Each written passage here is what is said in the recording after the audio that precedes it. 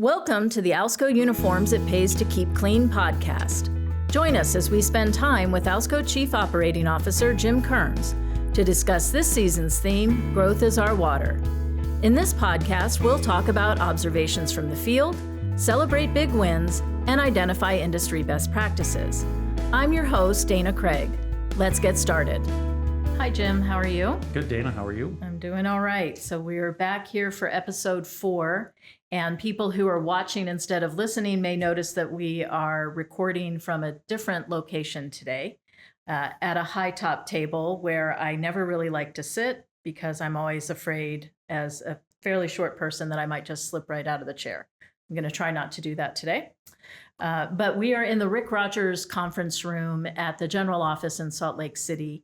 And previously we've been in the Jim Kearns conference room. So can you tell us a bit about who Rick Rogers is? So Rick Rogers is part of the Steiner family. He was on the board of directors when I joined Alsco. So he's been a big part of the company for a long time. We named this conference room after him. It has an unusual shaped table. Yes. One of the only tables like this in our building. And we have a painting that he donated hanging on the wall here. But his daughter now serves on the board with us. So, yeah.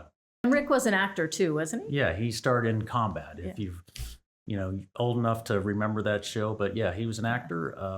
He was an interesting guy. He had a real interesting collection of pool cues that I saw in California that he had. So terrific guy. Great. Well, we're happy that he is sharing his conference room with us today. So in our last episode, we talked a lot about lead generation and specifically leadsforalsco.com, which is our website that we are using for employee referrals. So we've asked all of our employees, each branch, to, I think, generate 10 new leads for each week. And you were working on a particular lead here in the Salt Lake City area, but hadn't entered it into the website yet. Have you done that now? I have done that. I put the lead in. I had to find out some additional information, the email address, the telephone number of this particular business. It's a tire shop that I go to just down the street. So I got all that information. I entered it in, and it was just a short period of time that I got to follow up with the sales organization. They were going to reach out to Dustin. He's the manager. They followed up with me, told him they talked to him, and that he was interested to talk to us in a few months' time. So I have to go in there in the next few days to get my snow tires taken off. And so I'm going to make sure that he knows that how much we're interested in his business. Okay, So, well, that's great. yeah. And I know later we're going to talk a little bit about one of the branches that you visited in your most recent trips that is really doing a great job on lead generation. So we'll hold that as a bit of a teaser as we get into that. But your most recent trips were to Texas, where Right. we have 9 different branches, I believe, across the state.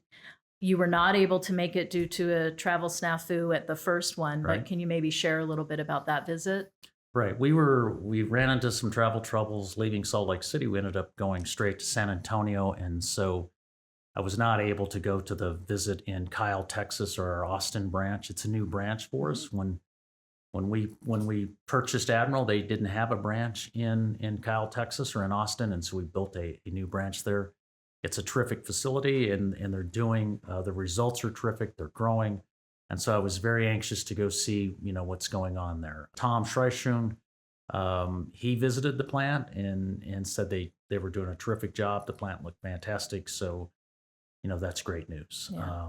So what a great story there. The GM there has a great staff. He has a great production manager, and we're fully staffed. And a lot of our people have been with us a while now, so we're seeing the benefits of it today. Okay, well that's great. Yeah, and you'll go back at some point for their world famous will. barbecue, and hopefully to see more good things in Austin. So you started yourself in San Antonio with your travels. What was that visit like? That visit was good as well. That plant, as you know and I know, was one that we bought and we went through an extensive renovation on. And so it's been a number of years since I've been there, and it was still under construction when I was there. And I was just surprised, how good it looked today. I mean, the plant's clean. They're good at 5S. What you notice when you go through there is it's got a tremendous amount of capacity, right? And so we're really well positioned in San Antonio to grow that business. So it was a great trip there. What started in San Antonio, and I saw it in a couple of other branches in Houston, Texas, that we were at later that week, is they have breakfast tacos that they bring the production staff and everybody in once a week, and they serve these breakfast tacos. We participated in that process. So it was good to see not just the service teams and the sales teams, but to see the production teams. Yeah.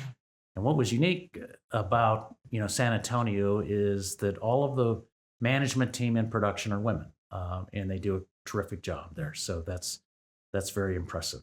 Yep. Well, it sounds like this was a trip around a lot of food.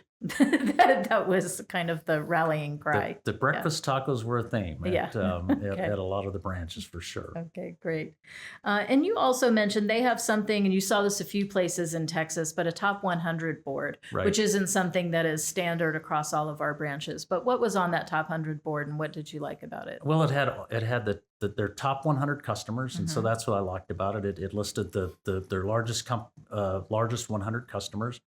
It listed when they renewed, right, and when they were last visited. So you could look at this board and see, when we were out to see one of our top 100 customers. And so that's something that is unique to Texas, I Yeah. believe. And so it was interesting to see, and I saw that in all the Houston branches. Okay, great. And so from San Antonio, you headed where? So from San Antonio, we drove to Houston in a big rainstorm, and we ended up in Houston South. Okay. Was the first plant that we visited. So Houston South is we call it the Alameda Genoa plant, and it was built when? We went live in 21, Right, so 2021. It's also one of our new plants. It looked terrific too. In fact, I'd say it looked better today than when we opened it. So they're, again, they're doing a great job. They're, big plant, lots of capacity. I mean, this is kind of a theme through Texas. I mean, we run some big branches. It's a big state. There's a lot of opportunity for us there to continue to grow. We've done a good job growing the last couple of years, but there's lots of opportunities in almost all of these branches. So after Houston South, where did you have any tacos or barbecue there? So yes, we did. The next morning, we went to the Houston Healthcare facility. Okay. Same thing. At this plant, Pelham stood up and that's Pelham Chastain, who's Pelham the regional Chastain, manager. the regional manager. Yep. Yep. Thanks.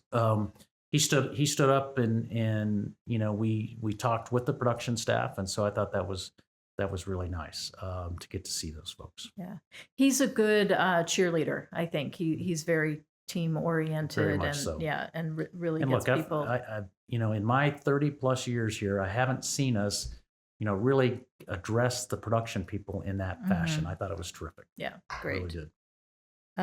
And so in Houston Healthcare, and I know that one, we also refer to it as Oliver, that's kind of right downtown in the heart of a lot of new developments and buildings. So we're in a bit of a constrained facility there. They're predominantly focusing on healthcare, and I think run some depots out into do healthcare for other parts of the state. They do. So it's an island, right? An island in a sea of condos in this kind of center street area in Houston that's really taken off, really being developed.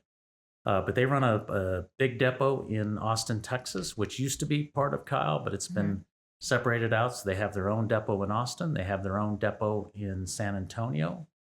So they run two large depots out of that operation.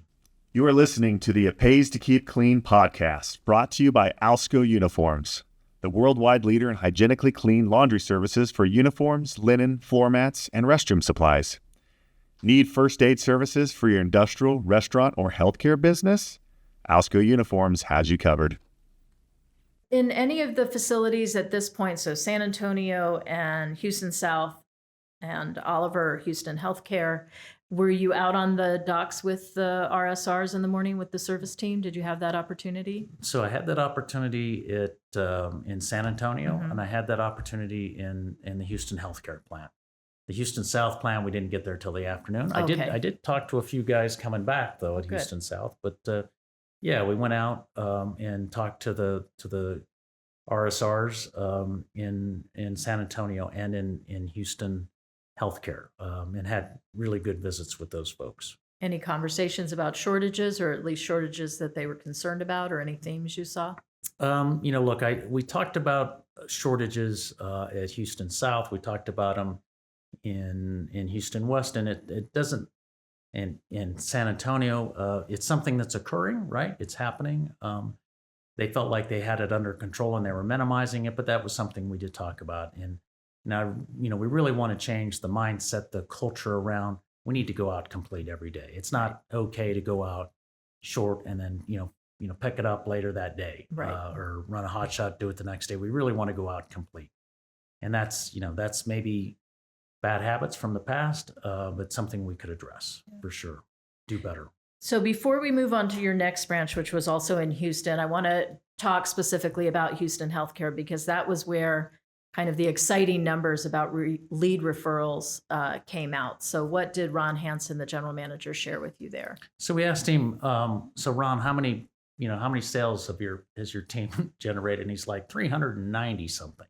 I don't remember the exact number, but it was nearly 400, sales leads, which, I don't think we had over 40 in any other plant that I've attended. So, it was remarkable. I was astounded by how many sales leads he had. And so obviously I was like, what's the key to success? What did you do to generate all these leads? And he said, look, I just communicated to the team that that's part of our job. Today, we need to bring in leads every day. And so he's got his entire team focused on generating leads, and they're doing it. They're the number one lead generator by in the a company. mile. By a Yeah, mile. by a mile.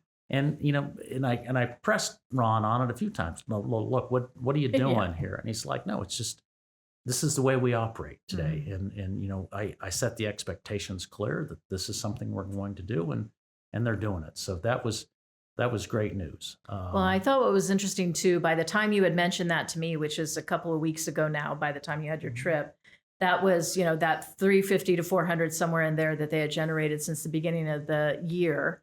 And I went to just vet the number because it sounded just so astonishing that we were sure maybe something had happened. But they had already exceeded, I think, 500 at that point so they really, it is something that they're taking seriously and they're continuing. It wasn't just a big push at the beginning of the year. We're 5 months in and they seem to be continuing with that effort, which is really cool. They're doing a great job. That plant's full. They've got a lot of work going through it. They're doing a great job. One of the other cool things about that Houston healthcare plant was their community involvement. Right, they had this terrific story about donating blankets, hospital blankets, to the homeless center that was nearby, and they'd gotten a lot of press, and they really got the branch involved in that. So I thought that was pretty special. Yeah. So some of the work that they're doing locally there to give back. So that was cool to hear. Yeah, getting more involved like that in the communities where the employees live and work and do all the things that's I think that's pretty exciting for everybody to see that. So in the afternoon, I think you headed not too far, because again, we're fairly dense in that Houston market, headed over to Houston Industrial. Yep. It's right there in the name that they kind of focus on that industrial market. What did that visit look like for you? So the Houston Industrial Plant is an older facility. The Houston Healthcare Plant and the Industrial Plant used to be located in that facility. So at one point in time, they were doing a bunch of uniforms and a bunch of healthcare, and just an enormous volume, right? And so now it's just the Industrial Uniform Plant. We have a stock room in there as well, but the facility looked great. And, for an old facility, the 5S is super there. So the plant looked nice. We didn't see anybody, I didn't see any drivers there. But I did see the sorting system in action, and we talked to some of the people in the central stock room in Houston. So I think they have one of the most tenured employees in the company working in the stock room. In the stock room. In the stock room. Yeah. I would have to, maybe we can comment it on another time. She has some 50 years service or something like that. Yeah, we'll check into that. It was very impressive. Okay. Yeah. So talk a little, I don't think we've talked at all about central stock rooms as you've kind of been traveling around. That hasn't been a focus of what you're doing. Houston is a little bit unique in that the central stock room operates within a single facility. But tell us a little bit about what central stock room's purposes are and how it, what does Houston service for their stock room? So Houston services primarily the Texas branches. Years ago, and 20 plus years ago, we adopted this central stock room. We were running out of, floor space in our facilities, and we really wanted to use that floor space for more production and less for garment storage. And so we came up with this concept of central stock rooms. And so the idea is the branch takes its garments that are no longer in service, they send them to the central stock room, and then when they have an order for a replacement garment or an upgrade or a new account, they order it through the central stockroom, and that stockroom supplies, San Antonio, it supplies Dallas, Fort Worth, it supplies other branches in its territory, right? And so that stockroom used to be located in the old on part of the Kipling property, part of the wasn't Kipling it? Yes, property. that's It was right. a separate, and when we built the new facility, we moved it into the Houston industrial plant, and it's occupying space that they used to do healthcare volume in. Okay. So it's responsible for garment fulfillment, basically for new and used garments Yep. in whatever the territory is that they serve. In this case, Yep. it's largely Texas. Yep, our core garments. Yeah, core garments. Okay.